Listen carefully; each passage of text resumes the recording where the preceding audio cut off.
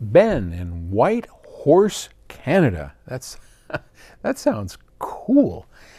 Wow, Whitehorse, Canada. I love it. He writes to me and he says, why is audiophile music, why does it have to be so obscure?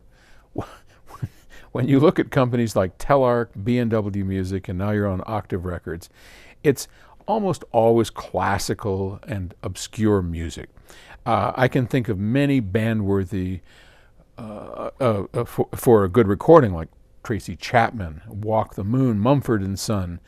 And then he writes in here, Mumford & Son are in desperate need of a good recording. Their recordings are awful. Well, they're not alone. I'm a 40-year-old music junkie and an audiophile through and through. Truly, I need help, he writes.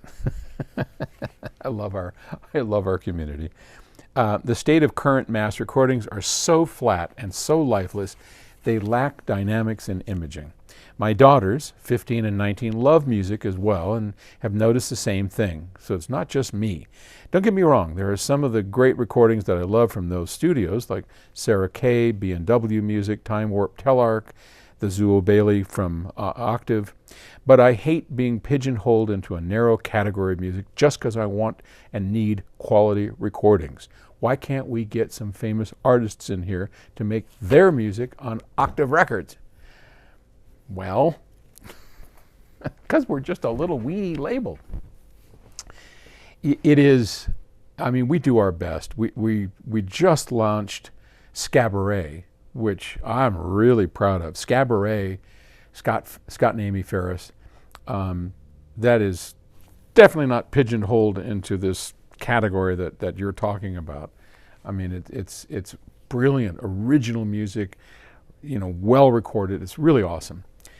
But who the hell's ever heard of Scott and Amy Ferris, right? I mean, it's not Beyonce. It's not Taylor Swift. It's not these amazing, talented artists that would consider coming to Octave Records. Maybe someday.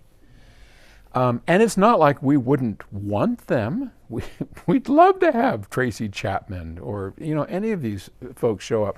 And honestly, deep in my inner soul, I'm shooting for that because I know, for instance, Stevie Wonder is a good friend of Gus's, and Stevie is, I mean, he really wants to have the best sound quality, and he gets it.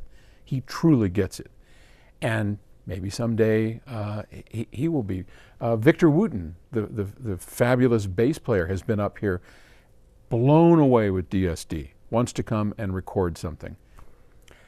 Some of the problem with these big artists is that they are connected with labels through contracts, and they're not going to mess around with a little weenie Purist studio like Octave or Telarc, which is now gone. So I think the best thing that Octave can do is stick with our point of view.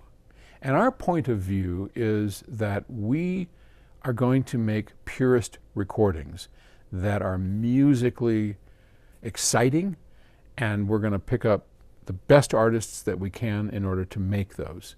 And someday, as we develop this into just a kind of a machine that knows how to crank this thing out in such quality that people are going to really stand up and just dance about.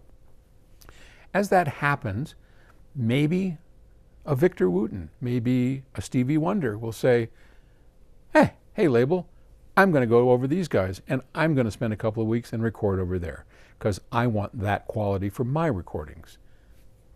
We are all in. Stevie, bring it on, brother. All right. Thanks. And we're going to keep at it. We'll make this work. Okay. Thanks.